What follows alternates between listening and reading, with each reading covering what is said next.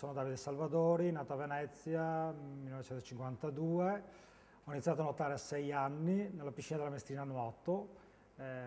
grazie alla spinta avuta da mio padre, che ha vissuto tutta la vita in piscina, prima a Venezia alla Passoni e poi è stato tra i fondatori della Mestrina Nuoto quando hanno aperto la piscina finalmente del CONI, inaugurato l'impianto del CONI nel 1958. Io ho nuotato esclusivamente con la Mestrina Nuoto, ho fatto nuoto i primi anni, fino ai 16-17 anni, fondamentalmente si faceva nuoto, e poi ho iniziato a fare pallanuoto. E la pallanuoto l'ho portata avanti fino all'età di 18-20 anni, partecipando ai vari campionati che ha disputato la Mestrina Nuoto a livello nazionale. Ma di molte manifestazioni a cui ho partecipato, diciamo nel settore nuoto, ho partecipato anche ai campionati italiani a Roma, però diciamo che i risultati nel campo del nuoto non sono stati eccezionali dal mio punto di vista, dal punto di vista di allenatore attuale,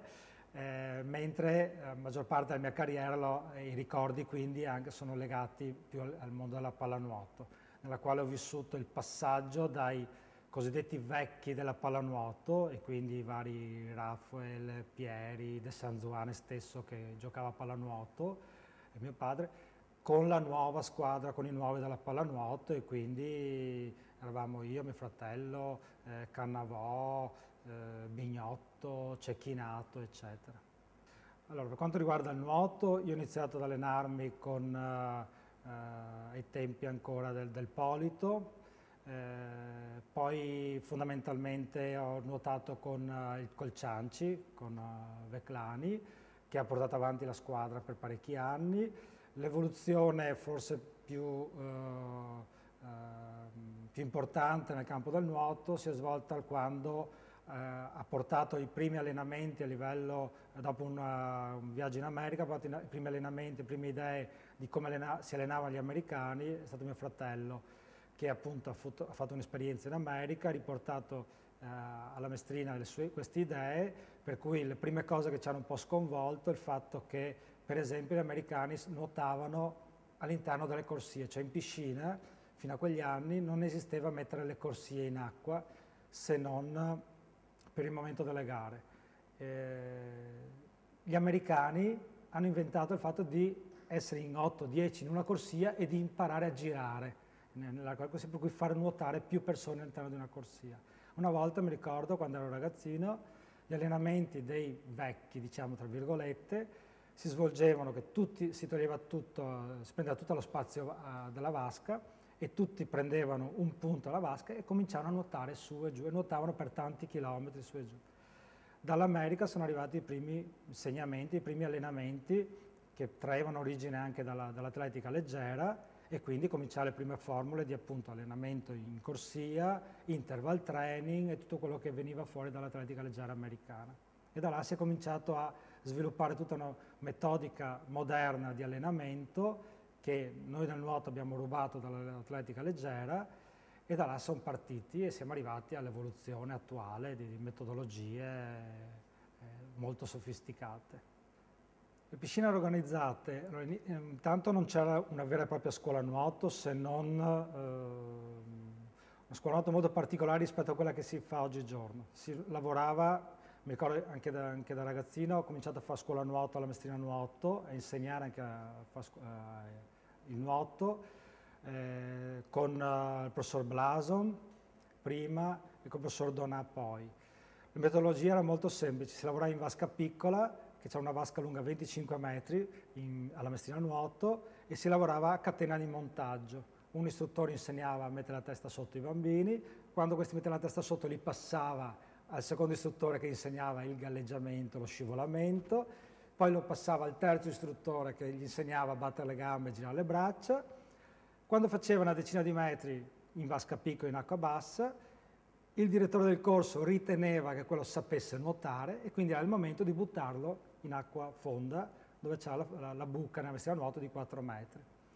Quello era un compito che svolgeva prevalentemente il professor Donà, mi ricordo, il quale a detta di molti, ha lasciato ricordi non proprio felici perché venivano, diciamo, un po' violentati, cioè la teoria era quella. Siccome sai nuotare in acqua bassa, necessariamente devi saper nuotare anche in acqua alta. E quindi l'ultima lezione consisteva nel prendere questi ragazzini e buttarli dentro. E quindi probabilmente molti ragazzini e maestri hanno questi ricordi, sono stati traumatizzati nell'ultima lezione. Questo era un po' l'insegnamento della scuola nuoto.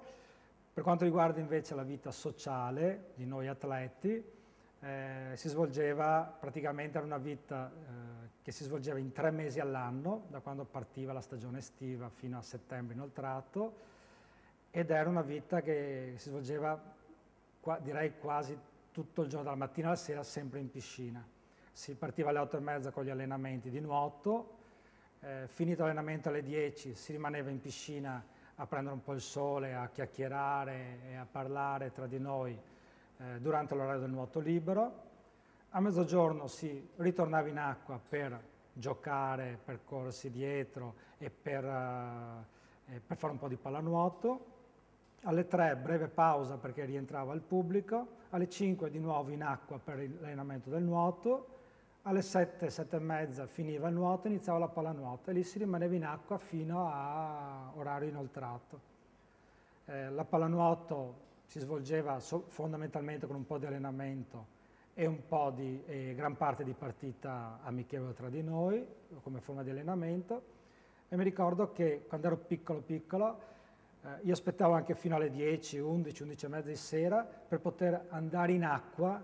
a far finta di giocare come i grandi. Per cui io aspettavo che arrivasse l'ora in cui qualche vecchio, qualche grande doveva andare a casa necessariamente perché doveva andare a lavorare il mattino dopo, perché si liberava un posto e mi permetteva di giocare quel quarto d'ora, 20 minuti e sentirmi importante perché ero anch'io all'interno della squadra. Quindi si stava in piscina 3 mesi all'anno. Molte volte si pranzava anche lì perché le mamme portavano da mangiare, per cui era un'occasione proprio di vita conviviale. Si arrivava al punto che all'inizio della stagione si dava una mano perfino a dipingere la piscina, perché la piscina non era di quelle come adesso con le piastrelle eccetera, ma era in cemento, e ogni anno andava ridipinto il fondo, ridipinte le righe sul fondo della piscina. Per cui noi atleti facevamo un po' di tutto, pur di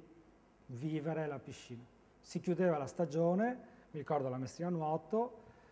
per diversi anni si chiudeva con una grossa manifestazione di nuoto in cui c'era l'invito di squadre estere e si allestivano delle tribune provvisorie con tubi innocenti e con tavoloni di legno. Il gioco nostro di ragazzini era di finire la stagione quando ormai l'acqua era, diciamo, marcia, ormai non si poteva più nuotare, buttando dentro questi tavoloni in piscina e cominciando a fare i pirati con le scope, i tavoloni, pur di restare dentro nell'ambiente. Si giocava con Giorgio Ferghina, grande giocatore di pallanuoto, grande portiere, che è andato anche a giocare con il Fiat Torino, è stato selezionato per giocare con il Fiat Torino, giocavamo con i fratelli Smaniotto, e molti altri, perché poi di stagione in stagione giravamo, quindi giocavamo con Rebesco, hanno giocato i Ganassin, cioè sono tantissimi nomi. Diciamo che avendo vissuto, siamo stati forse tra quelli che hanno vissuto completamente per molti anni la vita della piscina, abbiamo visto passare tantissima gente. La figura di mio padre è stata chiaramente determinante nella vita e nel futuro di noi fratelli, quantomeno io e mio fratello più grande, che abbiamo portato avanti e abbiamo continuato a vivere all'interno del settore piscina anche attualmente. Mio padre ha dedicato la vita allo sport, è nato nello sport, almeno da quel che mi ricordo io, ha vissuto per anni nello sport, ha tralasciato il lavoro per lo sport, ha sacrificato molto per lo sport, soprattutto per il nuoto, ha chiuso la sua vita facendo sport come cronometrista in un giorno in cui, quando ha avuto un infarto, era dentro nel settore dello sport. Era un uomo che non riusciva a stare fermo mai, che si è dedicato al nuoto, si è dedicato alla pallanuoto, si è dedicato al salvamento, dopodiché non contento nemmeno di questo, anche si è dedicato ad altre attività, il cronometraggio, Croce Verde, cioè tutto ciò che gli permetteva di tenersi in attività. I ricordi fondamentali di mio padre era che quando era ancora un nuotatore ha vissuto, diciamo che io non l'ho conosciuto più di tanto quando nuotava, quando faceva le gare, perché ero troppo piccolo. L'ho vissuto più quando ha fatto il dirigente della Mestrina Nuoto, quindi è stato tra i fondatori della piscina della Mestrina Nuoto, quindi ha scoperto questa vasca che era in costruzione a Mestre. Lui faceva rappresentante di lavoro, ogni tanto arrivava a casa e ci raccontava che aveva visto una buca costruire qualche cosa di strano da qualche parte, per cui è